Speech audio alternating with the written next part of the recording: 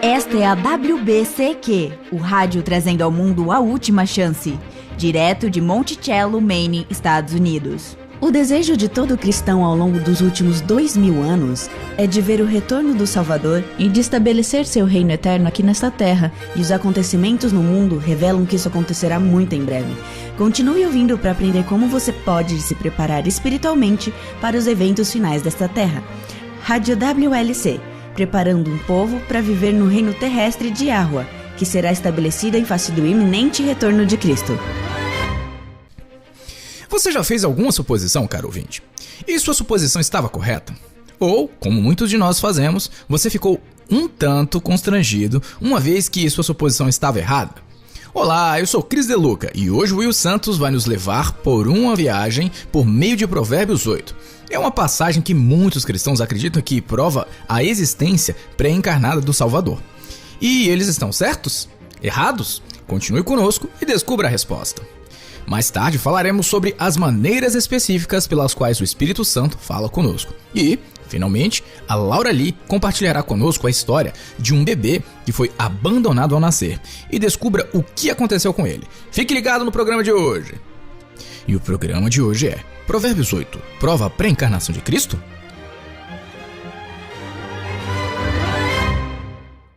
Você perguntou aos nossos ouvintes, Chris, se eles já haviam feito alguma suposição antes. Mas agora nos diga se você já fez alguma. Ah, claro que sim. Já fiz algumas suposições que estavam longe de estarem certas. À medida que envelheci, aprendi a não ser tão rápido em fazer suposições. Mas sim, eu já passei por essa experiência. E você? Acho que todos nós já passamos por isso. E eu certamente já vivi certas aventuras. Eu estava lendo sobre uma suposição que uma certa blogueira fez. Ela se intitulou sob o nome de Rosa. E eu não sei se esse é o nome verdadeiro dela ou se por pura vergonha, ela inventou um nome. Pelo jeito a coisa não foi muito boa. Bem, eu vou deixar que você seja o juiz. Um certo usuário do Twitter, que se intitula Sexto Poeta, tuitou sobre uma experiência que ele teve, onde ele fez uma suposição.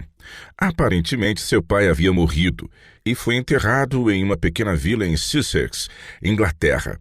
Ele era muito próximo de seu pai e visitava com bastante frequência o seu túmulo e sempre levava flores para depositar na sua lápide. Sua mãe também visitava muitas vezes e sempre levava flores. De igual forma, seus avós eram visitantes frequentes e sempre levavam flores. Ele disse que o túmulo de seu pai, abre aspas, frequentemente se assemelhava a um sólido terceiro lugar comparado à exposição de flores da cidade de Chelsea. Pelo que vejo, eram muitas flores. Sim, muitas flores. E não demorou muito para que ele percebesse que o túmulo ao lado de seu pai nunca tinha nenhum tipo de flores. Ele leu na lápide que o sujeito havia falecido no dia de Natal, quando ele tinha apenas 37 anos. Ninguém nunca lhe havia trazido flores, e bem ao lado de seu túmulo havia uma quantia considerável de diversas flores. Ele sentiu pena do falecido. Então, Sexto Poeta começa a trazer flores para ele também. Ele comprou flores para um homem que ele nunca tinha tido a oportunidade de conhecê-lo. Bem, isso é incomum, mas parece muito legal da parte dele, levar flores para alguém que ele nunca havia conhecido antes. Me parece uma atitude bastante louvável. Mas você acha que ele não deveria ter procedido assim? Bem, ele fez isso por algum tempo e nunca contou a ninguém do que estava fazendo. Era o que estava ao seu alcance fazer. Ele estava tornando o mundo melhor ao levar flores a um desconhecido. Bem, há muitas coisas estranhas que várias pessoas acabam fazendo sem pensar. Eu não sei por quanto tempo ele levou flores ao túmulo daquele homem, mas foi o tempo suficiente para que depois de um período ele começasse a vê-lo como um tipo de amigo. Ele talvez tenha se perguntado se eles teriam frequentado a mesma escola, ou talvez jogado no mesmo time de futebol ou coisa parecida. O fato é que ele sentiu um tipo de conexão por aquele indivíduo. Finalmente, uma curiosidade despertou nele o interesse de descobrir uma maneira mais fácil para levantar tais informações, e decide pesquisar no Google sobre a vida daquele homem. Em segundos, ele encontrou o que procurava. E não nos deixe em suspense. Ele era um parente que há muito tempo não se tinha notícia ou algo parecido? Não. A viúva do homem não deixou flores porque ele a havia matado, e bem no dia de Natal. Ah, não? Isso é sério? Além do mais, ninguém do restante da sua família havia deixado flores para ele, porque depois de assassinar sua esposa, ele assassinou os pais dela. Ah, não. Essa história tá ficando cada vez pior. E depois de assassinar sua esposa e seus pais, no dia de Natal, ele finalmente se matou se jogando em frente a um trem. E ele estava deixando flores no túmulo de um cara desses por todo esse tempo? Sim, é por isso que ninguém nunca deixou flores para ele, exceto o tal de Sexto Poeta. Ele havia deixado flores para aquele assassino em intervalos de algumas semanas por 2 anos e meio. Isso é terrível. E o que ele fez? Deixou flores nos túmulos das vítimas por mais 5 anos só para reparar o seu erro? Não, mas ele se sentiu culpado pela suposição que fez e sentiu que devia a alguém algum tipo de pedido de desculpas.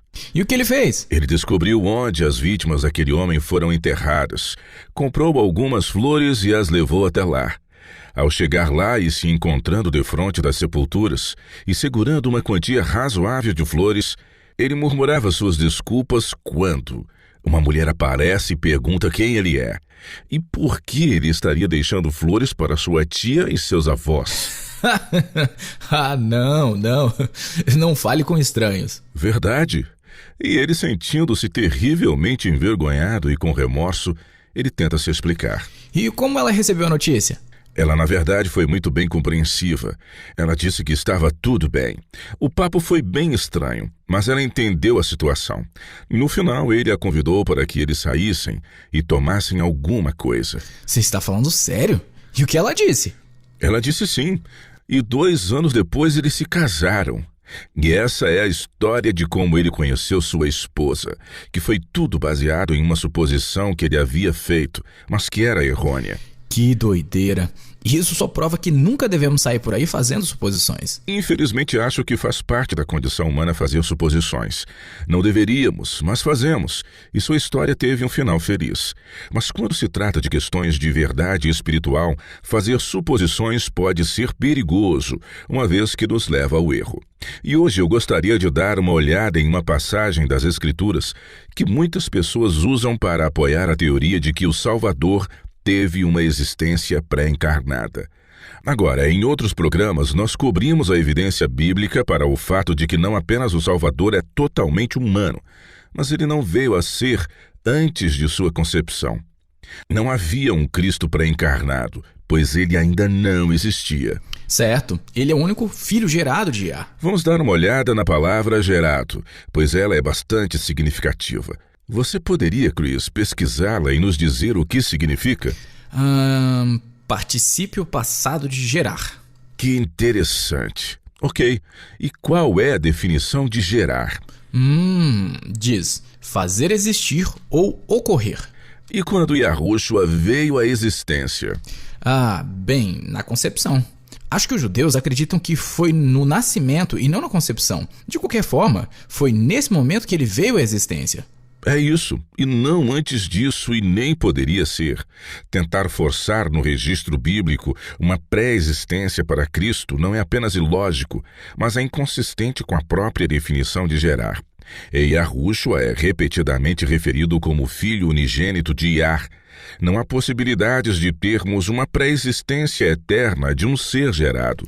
Eu estudei bastante sobre as origens pagãs da Trindade e só tenho que concordar com você. Mas não poderia Yahushua ter uma pré-existência e ser gerado em algum momento em um passado distante? E aí? Quando chega a hora de Maria engravidar, ele simplesmente se transforma em sua forma original, em uma célula no útero de sua mãe? Bem, quando você coloca assim, soa meio que ridículo. Sempre que tentamos conciliar o erro com a verdade, temos que equipará-los e considerá-los como algo ridículo. Ok, mas tem gente que acredita nisso. Lembro-me de ler uma vez algo como que, por meio de um processo misterioso para os anjos, Cristo entrou no ventre de Maria, ou algo assim. E foi por isso que eu te pedi para que você estudasse no programa de hoje o capítulo 8 de Provérbios. Se alguma passagem da Escritura apoia um Cristo pré-existente, esse capítulo é o que se detém sobre esse tema. Tudo bem, vamos seguir em frente. Você poderia ler essa passagem para nós primeiro, por favor, para que todos saibam do que estamos falando? Ah, claro. Está em Provérbios 8, versículo 22 a 31. Diz: Yahweh me possuía no início de sua obra, antes de suas obras mais antigas. Desde a eternidade fui estabelecida, desde o princípio, antes do começo da terra, antes de haver abismos, eu nasci. E antes ainda de haver fontes carregadas de águas, antes que os montes fossem firmados, antes de haver outeiros, eu nasci. Ainda que não tinha feito a terra, nem as amplidões, nem sequer o princípio do pó do mundo. Quando ele preparava os céus, aí estava eu. Quando traçava o horizonte sobre a face do abismo, quando firmava as nuvens de cima, quando estabelecia as fontes do abismo, quando fixava ao mar o seu limite, para que as águas não traspassassem os seus limites, quando compunha os fundamentos da terra, então eu estava com ele e era seu arquiteto, dia após dia.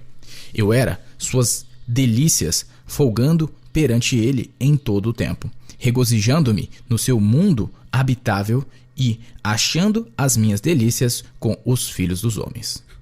Então aqui temos uma passagem que descreve algo que coexistia com o Pai antes que qualquer coisa fosse criada. E o que é interessante é que parece estar descrevendo algo que foi gerado em uma eternidade passada.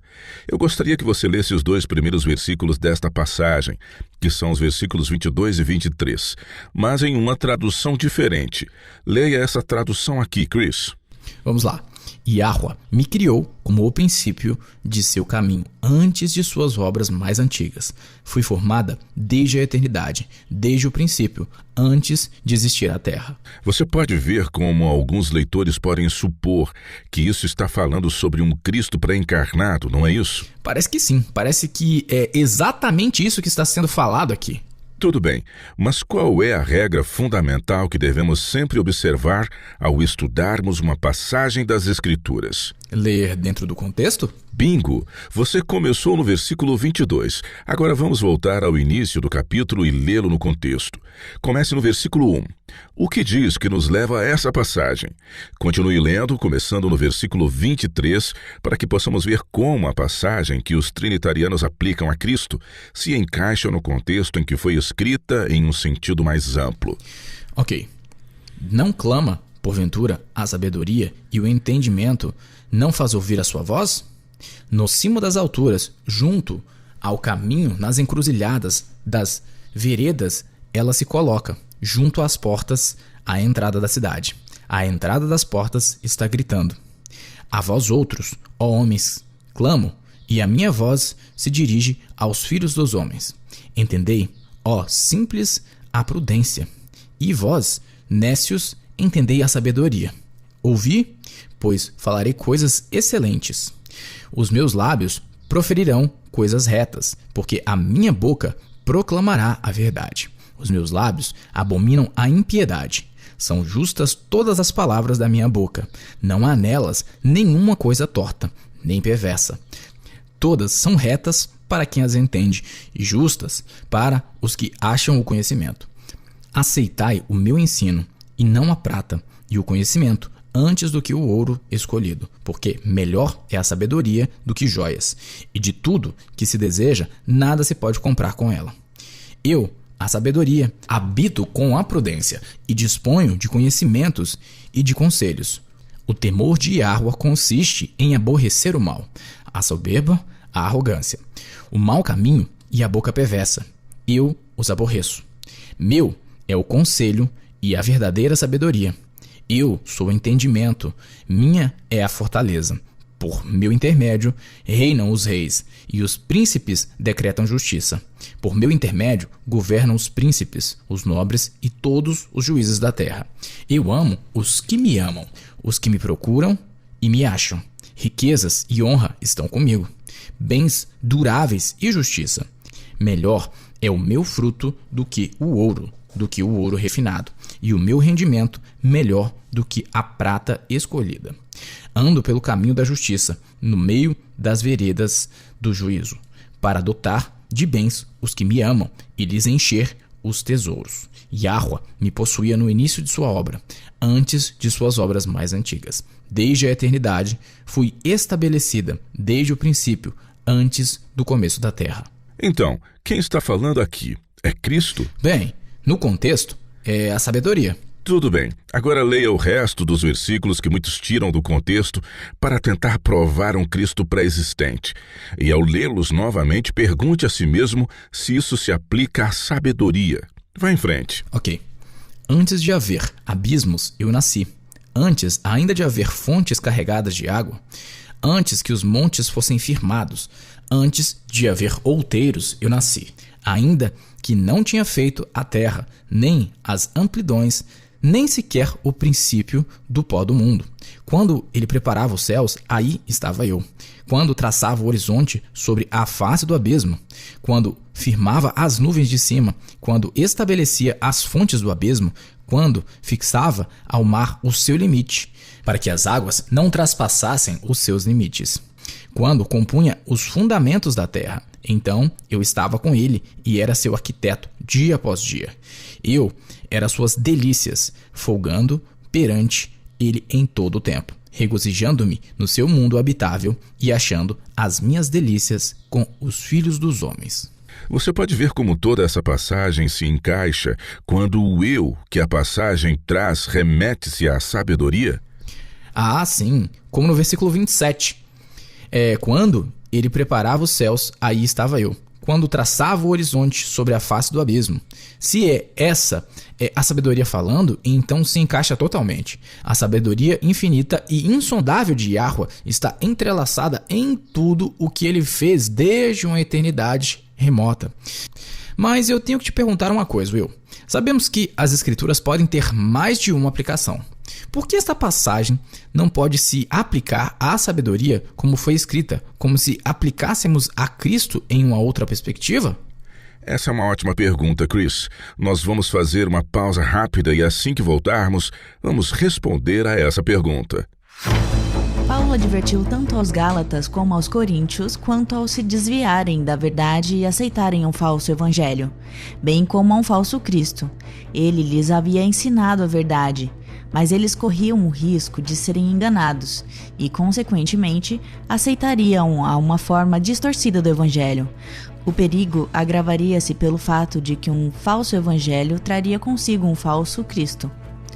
Enquanto os primeiros cristãos estavam sendo chamados a retornar às verdades que foram originalmente ensinadas, os cristãos de hoje se encontram em uma situação diferente. O evangelho que a maioria de nós foi ensinado é que a verdade é, de fato, um evangelho adulterado, e que procura separar o Salvador de seus ensinamentos. O próprio Yahushua advertiu sobre o perigo daqueles que clamam, Senhor, Senhor, porventura não temos nós profetizado em teu nome? E em teu nome não expelimos demônios? E em teu nome não fizemos muitos milagres? Esses são indivíduos que, aparentemente, parecem ser verdadeiros cristãos. E, no entanto, Yahushua disse que sua resposta será, nunca vos conheci. Apartai-vos de mim, os que praticais a iniquidade. Para saber mais sobre o falso evangelho e como a teologia moderna apresenta um falso Messias, ouça o programa intitulado Rejeitando o Falso Evangelho nos Dias Atuais. Deixe para trás o erro que todos nos ensinaram e abrace o verdadeiro evangelho e o verdadeiro Messias. Você poderá ouvir os programas exibidos anteriormente em nosso site no www.worldlastchance.com/português. Mais uma vez, o título é Rejeitando o Falso Evangelho nos Dias Atuais. Você também poderá encontrá-lo no YouTube.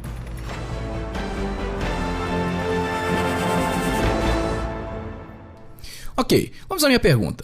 Provérbios 8 está falando claramente sobre a sabedoria. E todos nós sabemos que várias passagens das Escrituras podem ter mais de uma aplicação. Por que você não poderia dizer que um Cristo pré-encarnado estaria aqui sendo personificado como sendo a sabedoria? Pela simples razão de que aqui algo mais está sendo personificado, para não mencionar todas as outras evidências bíblicas que provam que Yahushua não existia até seu nascimento ou concepção, ou qualquer coisa que você considere como seu ponto de partida. Sério? E quem seria? A pergunta não é quem, mas o que. A própria sabedoria, especificamente a sabedoria divina, está aqui sendo personificada como uma mulher. Leia os 3 primeiros versículos do capítulo 8 novamente e observe que nesses 3 versículos curtos há 4 pronomes pessoais e todos são femininos. Leia, por favor. Ok. Não clama, porventura, a sabedoria e o entendimento não faz ouvir a sua voz? E no cimo das alturas, junto ao caminho, nas encruzilhadas das veredas, ela se coloca junto às portas, à entrada da cidade. À entrada das portas está gritando. E o resto do capítulo, versículos 4 a 36, é tudo que a sabedoria, personificada como uma mulher, diz. No entanto, devemos ignorar todo o resto do capítulo e pegar os versículos 22 a 31 e dizer que eles estão falando de Cristo. Essa visão não se encaixa dentro desse contexto. Não, isso é verdade, eu concordo com você. Mas é isso que acontece quando tiramos essas ideias de seu contexto, bem como quando tentamos torcê-las para se adequarem à nossa visão de mundo, ou a um paradigma que é de nossa preferência, e dessa forma sempre cairemos no erro. Chris, parece que sua cabeça está rodando a 1000. Você tem alguma dúvida? Desde que você não diga que a minha cabeça está rodando a 1000 e desde que o hamster não esteja morto. Mas sim, eu tenho uma pergunta. Eu consigo ver de como os versículos 22 a 31 foram tirados do contexto. No entanto, não existem algumas passagens no Novo Testamento que apoiam isso com a interpretação precisa de Provérbios 8? Como qual, por exemplo? Bem, me dê só um segundo. Alguns aqui está um. 1 Coríntios 1, versículo 22 a 30, diz: porque tanto os judeus pedem sinais, como os gregos buscam sabedoria. Mas nós pregamos a Cristo crucificado. Escândalo para os judeus, loucura para os gentios, mas para os que foram chamados, tanto judeus como gregos, pregamos a Cristo, poder de Yahweh e sabedoria de Yahweh, porque a loucura de Yahweh é mais sábia do que os homens, e a fraqueza de Yahweh é mais forte do que os homens. Irmãos, reparai, pois na vossa vocação, visto que não foram chamados muitos sábios segundo a carne, nem muitos poderosos, nem muitos de nobre nascimento. Pelo contrário, Yahweh escolheu as coisas loucas do mundo para envergonhar os sábios, e escolheu as coisas fracas do mundo para envergonhar as fortes. E Yahweh escolheu as coisas humildes do mundo, e as desprezadas, e aquelas que não são, para reduzir a nada as que são, a fim de que ninguém se vanglorie na presença de Yahweh. Mas vós sois dele, em Cristo Yahushua, o qual nos tornou da parte de Yahweh, sabedoria e justiça e santificação e redenção. Bem ali no versículo 24, diz que Cristo é o poder e a sabedoria de Yahweh. Isso não indica que devemos interpretar Provérbios 8 como se referindo a um Cristo pré-encarnado? Estou feliz que você trouxe isso à baila. Antes de responder, vejamos mais uma passagem que também pode sugerir a mesma coisa. Vamos analisá-las juntas. Leia para nós Colossenses 2, versículos 1 a 3, e então responderemos sua pergunta. Tudo bem. Aqui.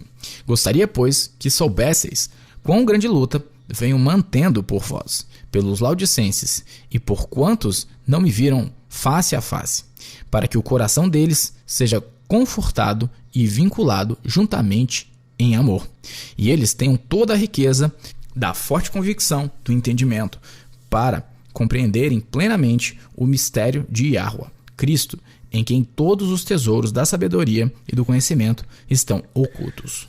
Então, aqui temos duas passagens que se referem a Yahushua como possuindo a sabedoria de Yahweh, ou quem, nesse caso, seria a sabedoria de Yahweh. E sua pergunta é? Bem, você sempre disse que devemos sempre reunir todas as passagens sobre um determinado tópico para chegar à verdade. Essas passagens do Novo Testamento não sugerem que Provérbios 8, versículo 22 a 31 podem ser adequadamente interpretadas como se aplicando a um Cristo pré-encarnado? Uma leitura superficial sugeriria que sim. No entanto, quando cavarmos um pouco mais fundo e olharmos um pouco mais de perto, veremos que fazer tal afirmação é inconsistente. Por exemplo, volte para 1 Coríntios 1 e leia novamente o versículo 30. O que diz nesse verso? Tá. Mas vós sois dele, em Cristo Yahushua, o qual se nos tornou da parte de Yahweh, sabedoria e justiça, e santificação e redenção. Nesse versículo, a sabedoria de Yahweh é definida e de uma forma ampla soma-se a justiça, a santidade e a redenção, especificamente como se aplica à nossa salvação.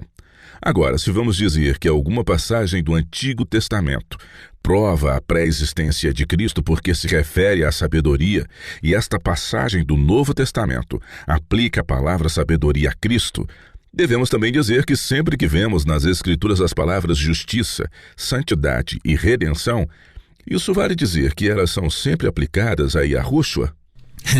É óbvio que não. E, no entanto, para sermos consistentes, é isso que precisamos fazer. Não assumirmos automaticamente que toda vez que vemos a palavra sabedoria nas Escrituras, que ela esteja falando de Yahushua. Então, por que quando a sabedoria é personificada como uma mulher em Provérbios 8, retiramos parte do que ela diz e dizemos que está se referindo a Yahushua? Sim, isso é bastante inconsistente, não é? Isso sempre ocorre quando tiramos o que lemos fora do contexto. Há outro ponto, porém, que precisamos lembrar, é que quando as Escrituras falam da sabedoria de Yahweh, ela não está se referindo a uma segunda pessoa. Em vez disso, ela está se referindo ao próprio Yahweh. Ok. Você teria um exemplo para demonstrar o que você quer dizer? Claro que tenho. Há 2 relatos concomitantes de uma fala que Yahushua proferiu em Mateus 23 e em Lucas 11. Vamos primeiro a Mateus 23 e ler o versículo 34. Tudo bem. Aqui diz: Por isso, eis que eu vos envio profetas, sábios e escribas. A uns matareis e crucificareis, a outros açoitareis nas vossas sinagogas e perseguireis de cidade em cidade. Ele, nesse ponto, está falando com os fariseus. Agora abra em Lucas 11 e leia o versículo 49. Vamos ver como está relatado nesse outro texto. Tá. Por isso, também disse a sabedoria de Yahweh: Enviar-lhes-ei profetas e apóstolos, e a alguns deles matarão e a outros perseguirão. Novamente, a sabedoria não é uma pessoa em si, mas é o próprio Yahweh. Lucas diz: Também disse a sabedoria de Yahweh. Mateus, concomitantemente em seu relato, simplesmente diz: Eis que eu vos envio profetas, sábios e escribas. Quem é o eu que está falando aqui? Está claro que é Yahweh. Correto. Eu recentemente procurei essa passagem no Novo Comentário Americano. O volume 14 discute provérbios, e nele encontrei ainda mais razões pelas quais 1 Coríntios 1, 22 a 30 não deveria ser usado para apoiar a interpretação tradicional de Provérbios 8, como referindo-se a um Cristo pré-encarnado. Eu tenho aqui comigo esse comentário, porque eu gostaria que você lesse, Chris, uma das citações contidas nesse compêndio. Deixe-me procurar muito que rapidamente a citação que eu quero que você leia. Já encontrei. Leia, por favor, onde eu coloquei entre colchetes a lápis. Tudo bem. Está na página 112. Diz: Talvez o argumento mais forte para usar Provérbios 8 para ser um retrato de Cristo do Antigo Testamento é 1 Coríntios 1, 24, onde Paulo chama Cristo de a sabedoria de Yahweh. Entretanto, ao examinar com mais cuidado esse texto, ele revela que a descrição de Paulo concernente a Cristo não é uma alusão a Provérbios 8, pois não nos dá bases para interpretar Provérbios dessa maneira. Primeiro, o propósito de Paulo em 1 Coríntios 1, 24 não é para apontar para textos do Antigo Testamento que se relacionam com Cristo, mas para abordar a vergonha da cruz. Em particular, ele enfrenta a questão da ofensa criada quando proclama que o Yahushua crucificado é o Filho de Yahweh e o Salvador do mundo. Para os gregos, isso é pura loucura. Quando ele diz que Cristo é a sabedoria de Yahweh, ele quer dizer funcionalmente, no sentido de que o Cristo crucificado é o extenso caminho de salvação de Yahweh. Apesar de qualquer razão humana que possa pensar nessa ideia, ele também chama Cristo de o poder de Yahweh no mesmo versículo, em resposta aos judeus que esperam que o Messias venha com poder esmagador. Segundo, não é apropriado tomar o comentário de Paulo e torná-lo a norma interpretativa para um texto do Antigo Testamento, ao qual Paulo não fez nenhuma alusão. Da mesma forma, não se deve pegar um texto que descreva o poder de Yahweh e alegar que é realmente uma descrição de Cristo com base em 1 Coríntios 1:24. Seria como se alguém pegasse 1 João 4:8, Yahweh é amor, e com base nisso afirmasse que 1 Coríntios 13 é, na verdade, destinado a ser lido como uma descrição de Yahweh. Tudo bem, há muito o que descompactar nessa citação. Basicamente, o primeiro ponto é: não tire as coisas do contexto. No primeiro capítulo de 1 Coríntios, Paulo não está falando sobre um Cristo pré-encarnado. Ele nem mesmo está se referindo a passagens do Antigo Testamento, que são relacionadas ao Salvador. O ponto de sua mensagem é abordar quão tolos os pagãos pensavam do Evangelho. Lembre-se, Paulo foi o apóstolo dos gentios. Quando ele andava e falava sobre o Salvador ser o filho de Yahweh e ser crucificado, os pagãos pensaram que ele havia enlouquecido. Eles não viam sentido no que ele estava dizendo. Para os pagãos, isso era pura tolice. E quando ele fala sobre Cristo ser a sabedoria de Yah, ele está contrastando o método concebido de salvação de Yah em contraste com a avaliação do raciocínio humano que o descartou como tolice. Sim, esta parte da citação que li há pouco que diz: quando ele diz que Cristo é a sabedoria de Yahweh, ele quer dizer funcionalmente no sentido de que Cristo crucificado é o extenso caminho de salvação de Yahweh, apesar de qualquer razão humana que possa pensar nessa ideia. Correto, e resume muito bem. O segundo ponto também é bastante robusto. Nós não podemos pegar uma passagem nos escritos de Paulo e arbitrariamente decidir usá-la como base para interpretar outras passagens das Escrituras que usam a mesma palavra. O exemplo é o de 1 João 4:8. Yah é amor. Se quisermos ser consistentes, teríamos que pegar este pequeno versículo e aplicá-lo ao capítulo do amor de 1 Coríntios 13 e dizer que o capítulo está estritamente falando sobre Yahweh, mas isso não é verdade. Sim, isso faz sentido. Há outra razão pela qual Provérbios 8 não pode ser aplicado a Yahushua. Nesse capítulo é dito que a sabedoria estava com Yahweh desde o princípio, moldando assim todas as suas ações. Mas, Chris, volte para Lucas capítulo 2 e leia o versículo 52. O que diz sobre Yahushua em relação à sabedoria? Lucas 2:52. Diz: e crescia Yahushua em sabedoria, estatura e graça diante de Yah e dos homens. Então, deixe-me te perguntar uma coisa. Como pode uma pessoa que é dita como tendo sido encarnada de uma forma plena, sendo dotada da sabedoria divina de Yah, estar em posição de crescer em sabedoria? Sim, isso não faz sentido, faz? Não faz. Obviamente, Yahushua não poderia ser o objeto de Provérbios 8, de 22 a 31, que é apenas uma seção tirada do contexto de que a personificação da sabedoria é citada como se isso estivesse sendo dito. Ok, mas espere-se um segundo. E quanto aos versículos 22 a 24? Ouça o que eles dizem.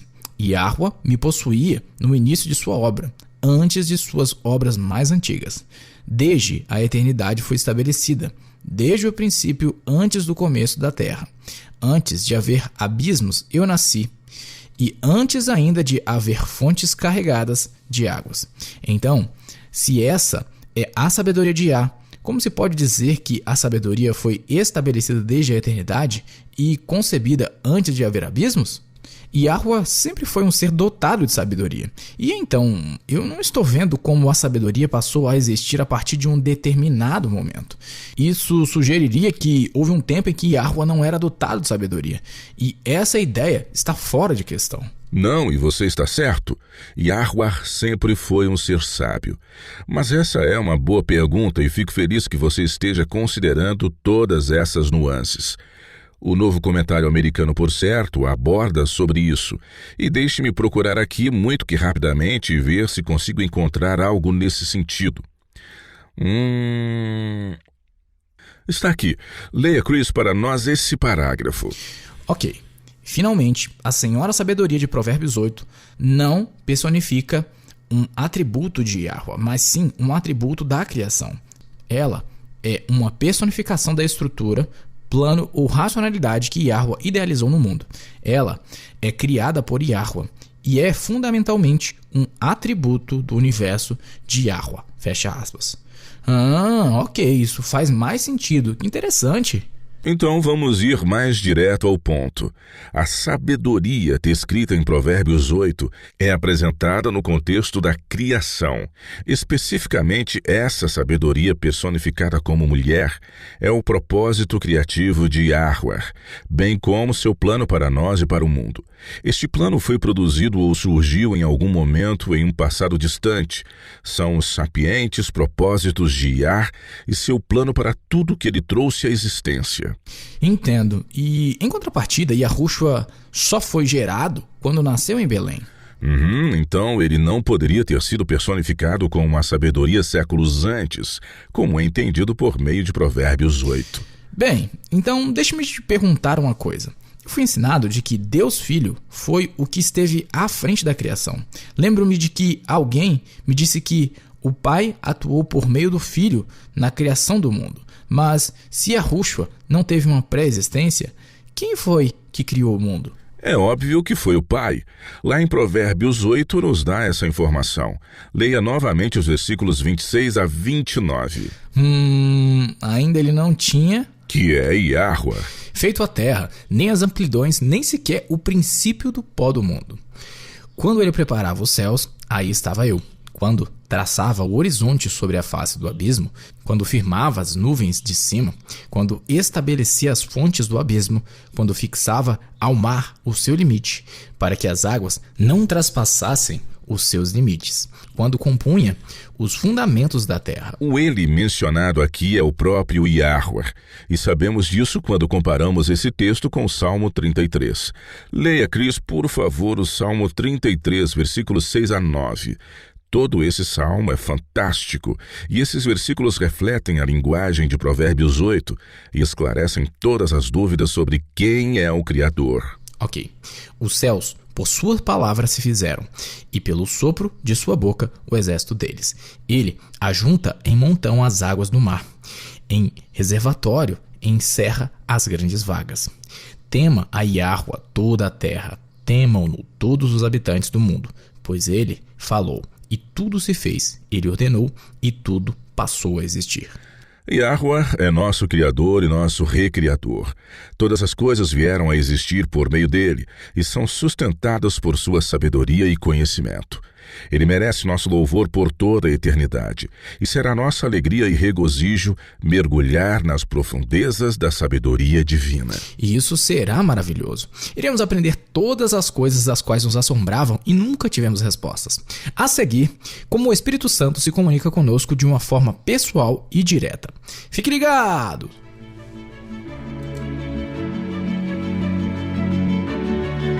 Você está ouvindo a Rádio World Last Chance, na WBCQ, na frequência de 9.330 kHz, na faixa de 31 metros.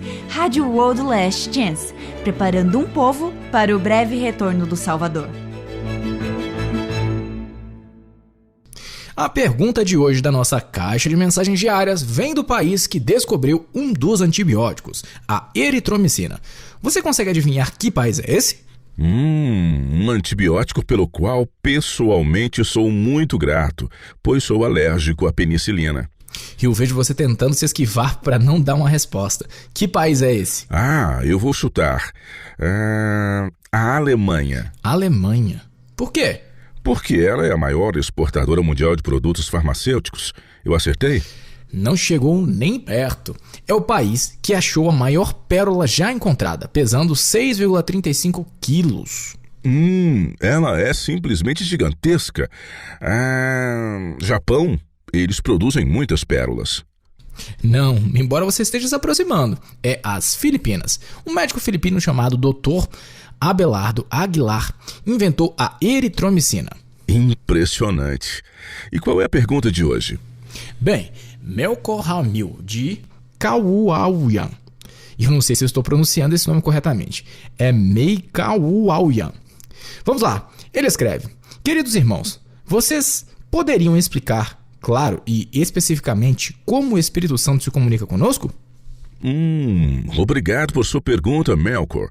Com base em um estudo cuidadoso das Escrituras, sabemos que o Espírito Santo, é claro, é o Espírito de Yah, e não uma terceira pessoa desencarnada de alguma divindade mística e pagã.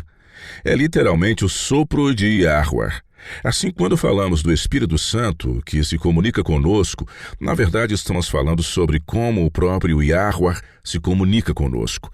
Mas eu estou feliz por ter a chance de responder a esta pergunta, porque existem algumas maneiras específicas de Yahweh se comunicar conosco por meio do Espírito Santo, que é o seu sopro, e muitas pessoas ficam confusas quanto a isso. Bem, as Escrituras nos dão a certeza de que o Espírito Santo será o nosso professor, certo? Dê-me apenas um segundo para que eu encontre essa passagem. É a de João 16. Aqui. Esse relato é de um pouco antes de ter ocorrido sua traição no Getsemane.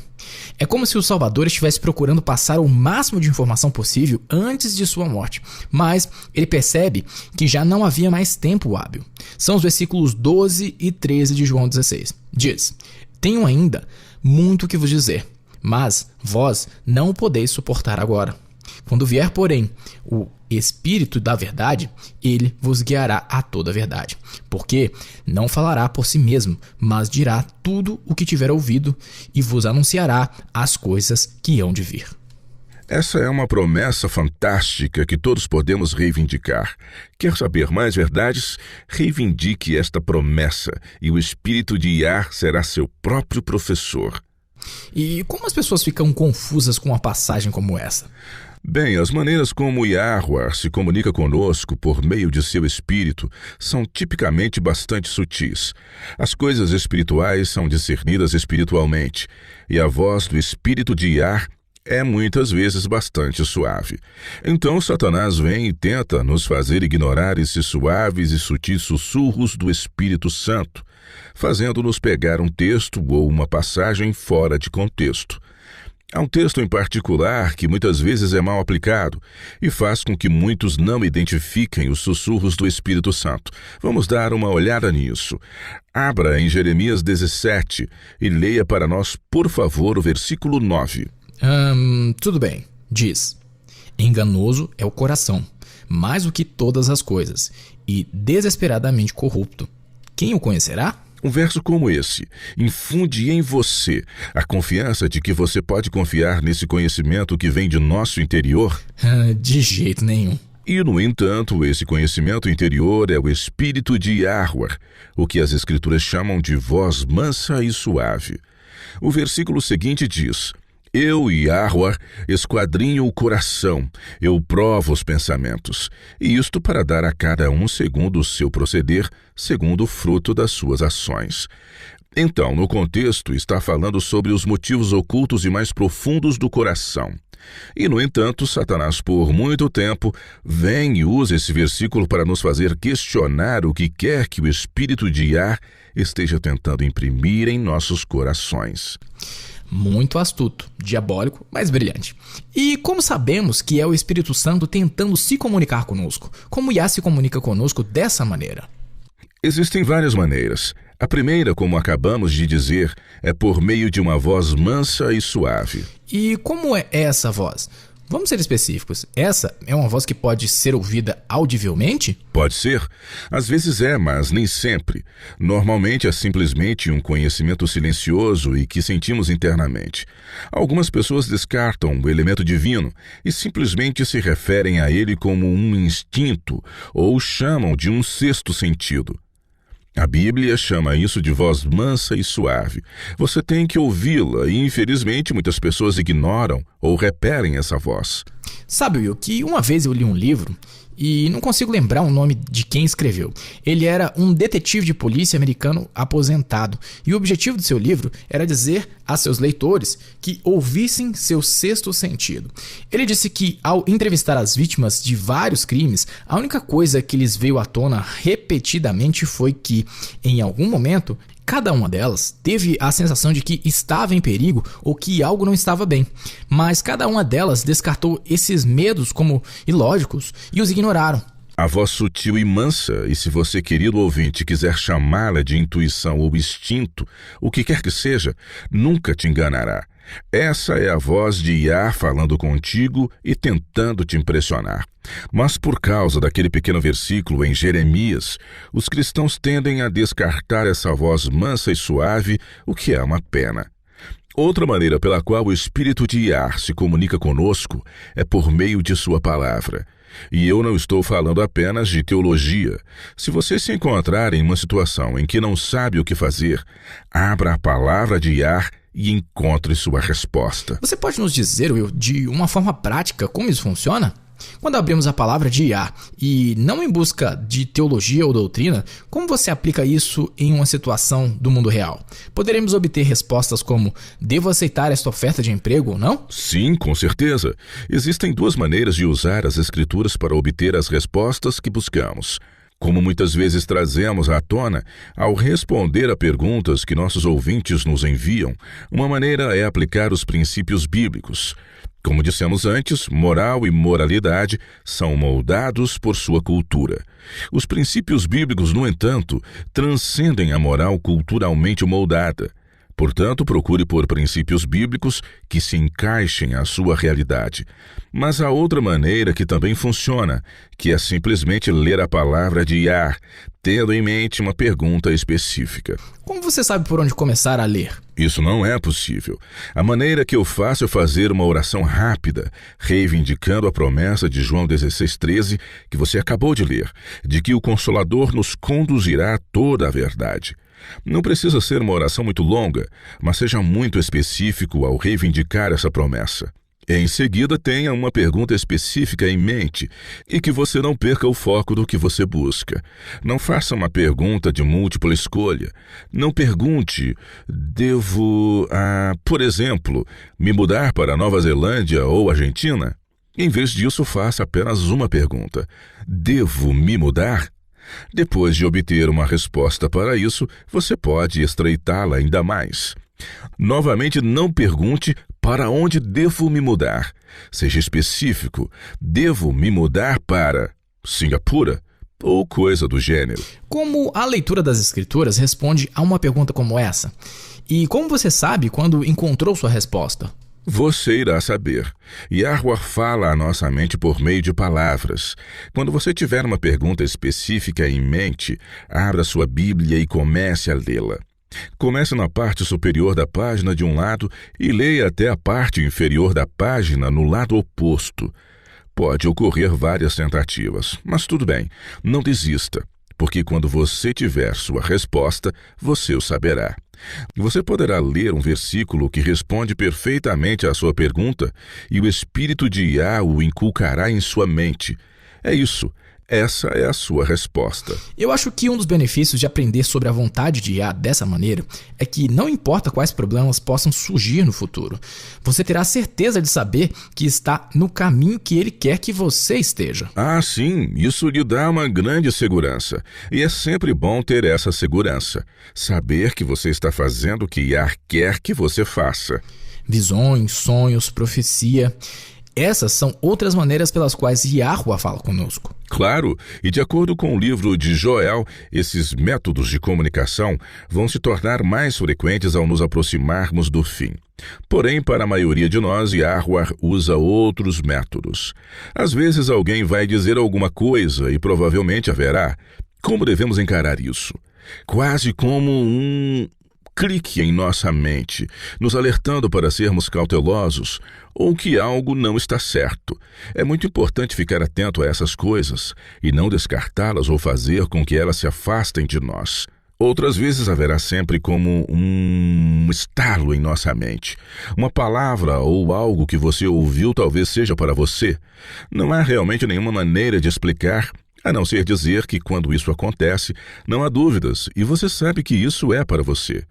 Novamente, isso ocorre com uma base sutil e intrínseca, a qual precisamos aprender a prestar atenção. Uma maneira que achei útil é prestar atenção às orientações da providência divina. É muito fácil, pois quando uma porta se fecha na nossa cara, nós reclamarmos e pensarmos que isso é uma coisa ruim. Mas essa pode ser uma maneira muito poderosa e óbvia também de que Yahweh está guiando os nossos passos. Aprendi muito observando meu sogro ao longo dos anos que o conheço. Ele é um homem de fala muito mansa, e ele não fala muito, mas o que sempre me impressionou nele é que o homem literalmente nunca reclama de nada. Isso é incrível. Creio que eu poderia aprender com isso. Eu também. Quando algo não sai como planejado, ele escolhe ver isso como uma coisa boa. Ele nasceu pouco antes do fim da Segunda Guerra Mundial e teve uma infância difícil, mas a maneira como ele expressa sua fé é reconhecendo que quando uma porta se fecha, é a vontade de Yah, tanto quanto quando uma porta se abre. É uma coisa muito bonita de se ver. Isso lhe traz uma calma de espírito que raramente se encontra no mundo de hoje. Isso é realmente inspirador e uma excelente lição para todos nós. É fácil regozijar-se na guia do Pai quando uma porta se abre e nós nos concentramos nas possibilidades que são grandes desafios. Mas quando uma porta, como você diz, é fechada em nossa cara, pode haver uma sensação completamente diferente. Sim, pode parecer que nossos sonhos foram frustrados. Lidar com isso do jeito que seu sogro faz, escolhendo confiar mesmo quando emocionalmente parece que nossos sonhos estão frustrados, é o que queremos fazer. Demonstrar confiança em todos os aspectos de nossa vida e ver a mão de Yah nos guiando em todas as coisas. E que paz isso poderá nos trazer. Se você tiver perguntas que gostaria de ser respondidas, envie uma mensagem para nós por meio do nosso site. Basta clicar no ícone Rádio WLC no www.wordlastchance.com/português. A seguir, teremos a Laura Lee com a sua promessa diária e uma história incrível do plano de Yah para a vida de uma criança abandonada.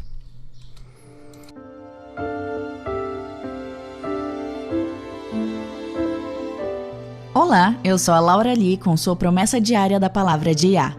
Em 5 de novembro de 1984, Patrick Coglahan estava lavando suas roupas em seu dormitório da Universidade Estadual de São Francisco, quando ouviu um gemido quase imperceptível. Curioso para saber o que estava causando tal ruído, ele começou a procurar e descobriu que vinha de uma caixa. Ao abri-la, ele ficou horrorizado ao perceber que dentro estava um recém-nascido, envolto em alguns panos. A pele do bebê estava começando a ficar em um tom azulado, e ele então gritou por ajuda de uma de suas amigas que estava por lá naquele momento. "Você não vai acreditar, mas tem um bebê aqui nessa caixa." Esther Vandenmercher, de 21 anos, veio correndo. Estudante de enfermagem, ela havia acabado de fazer seu estágio, recém-nascidos e seus cuidados, e reconheceu os sinais de hipotermia bastante latentes. Ela rapidamente se certificou de que as vias aéreas do bebê estavam desobstruídas e o abraçou para que o calor de seu corpo pudesse aquecer o infante, enquanto Patrick ligava para os paramédicos. O bebê foi levado às pressas para o pronto-socorro de São Francisco, onde passou por todos os procedimentos e foi chamado de Jane Doe, um nome comumente dado a bebês do sexo feminino, às quais os pais não são identificados. A história da garotinha que foi abandonada na lavanderia de um dormitório universitário logo chegou aos jornais, e dezenas de pessoas entraram em contato manifestando interesse em adotar a pequena. No entanto, Yahweh tinha algo especial em mente. Sam Sobol era um médico que trabalhava em São Francisco. Ele e a sua esposa Helena, que já haviam adotado um menino de 3 anos, estavam com seus nomes em uma lista de espera novamente, para que pudessem ser aprovados para uma outra possível adoção. Helena, ao acompanhar de perto a história de Jane Doe, ao ver pela primeira vez as fotos do bebê, ela teve uma reação visceral e pensou: "Esse é o nosso bebê." Helena sempre lembrará do momento indescritível quando o Departamento de Serviços Sociais de São Francisco ligou para ela para informá-la de que ela e o marido haviam sido escolhidos como o casal que adotaria o bebê. "Eu tremia e chorava", lembra ela. "Aquele bebê era nosso." Mas antes que o bebê pudesse ser adotado, as autoridades tiveram que rastrear os pais biológicos para ver se eles abririam mão do direito legal da criança. Eventualmente, eles foram capazes de descobrir quem eram os pais biológicos. Eram 2 jovens estudantes da universidade e a mãe de pronto transferiu os direitos da criança aos pais adotivos. O pai, que nem sabia da gravidez, relutou no sentido de permitir a adoção, mas acabou assinando também os direitos. Os Sobol chamaram a garotinha de Julia, e propiciaram um lar acolhedor e amoroso para ela, certificando-se de que ela sempre se sentisse desejada e amada. Embora ela tenha sido criada sabendo que foi adotada, foi só aos 16 anos que eles lhe contaram as circunstâncias precisas de seu nascimento. Foi chocante, mas os pais adotivos lhe contaram todo o ocorrido com profunda compaixão, sem julgar a jovem mãe que, ao dar à luz a Júlia, estava tão assustada que não viu outra maneira de sustentar sua filha e decidiu deixá-la onde ela sabia que alguém a encontraria. Anos depois, Júlia tentou localizar Esther, a estudante de enfermagem que aqueceu seu corpinho no dia em que foi encontrada. Esther estava agora trabalhando como enfermeira pediátrica. Foi um reencontro bastante emocionante, no qual Júlia teve a oportunidade de agradecê-la por salvar sua vida. Mais tarde, ela também teve a oportunidade de localizar seus pais biológicos. Relembrando sobre a carta que ela enviou à sua mãe biológica, Júlia lembra: a coisa mais importante que eu precisava que ela soubesse era que eu não a odiava. Escrevi uma carta para agradecê-la por ter me dado o dom da vida e de dizê-la que eu tinha sido criada em uma família maravilhosa. Júlia acabou se formando na mesma universidade onde foi abandonada quando criança. Pode não ter sido o começo de uma vida mais promissora, mas que não deixou sequelas. Aquela universidade foi um lugar que marcou a vida de uma jovem estudante, onde a única escolha que ela tinha era abandonar sua filha em uma caixa, afirma Júlia. Eu enfrentei essa tragédia e não permiti que isso ditasse a minha vida. O amor e o apoio com que fui criada me permitiram que eu não me frustrasse e abandonasse os meus sonhos. Quaisquer que sejam os problemas que enfrentamos na vida, Yahweh tem um plano para que alcancemos a vitória. O Salmo 138 diz: Render-te-ei graças, Senhor, de todo o meu coração. Prostrar-me-ei para o teu santo templo e louvarei o teu nome. Por causa da tua misericórdia e da tua verdade, pois magnificaste acima de tudo o teu nome e a tua palavra. Se ando em meio à tribulação, tu me refazes a vida, e estendes a mão contra a ira dos meus inimigos. A tua destra me salva. O que a mim me concerne, Yahweh levará a bom termo. A tua misericórdia, ó Senhor, dura para sempre. Não desampares as obras das tuas mãos. Recebemos grandes e preciosas promessas. Vá e comece a reivindicá-las.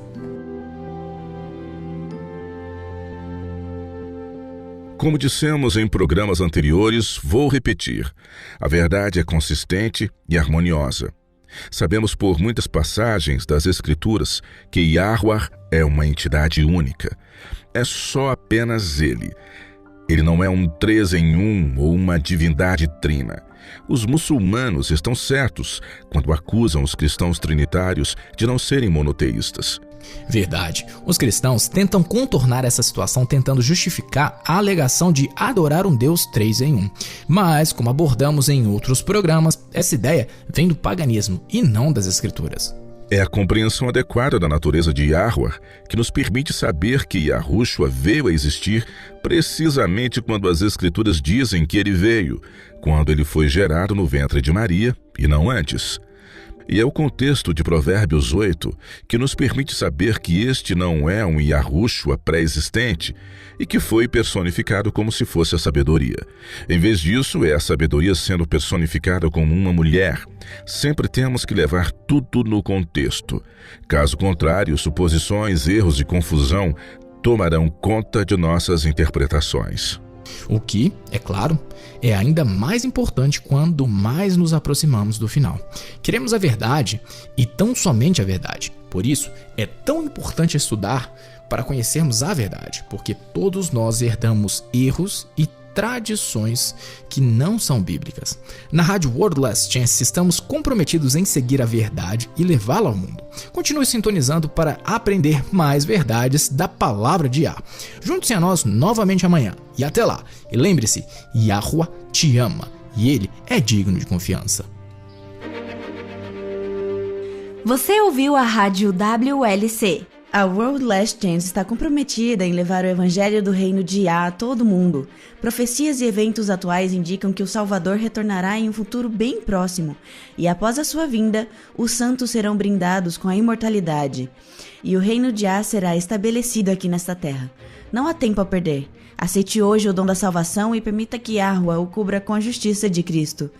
Este programa, bem como os episódios passados na WLC, estão disponíveis em nosso website no www.worldlastchance.com/português. Clique na opção Rádio WLC na parte superior direita da página inicial.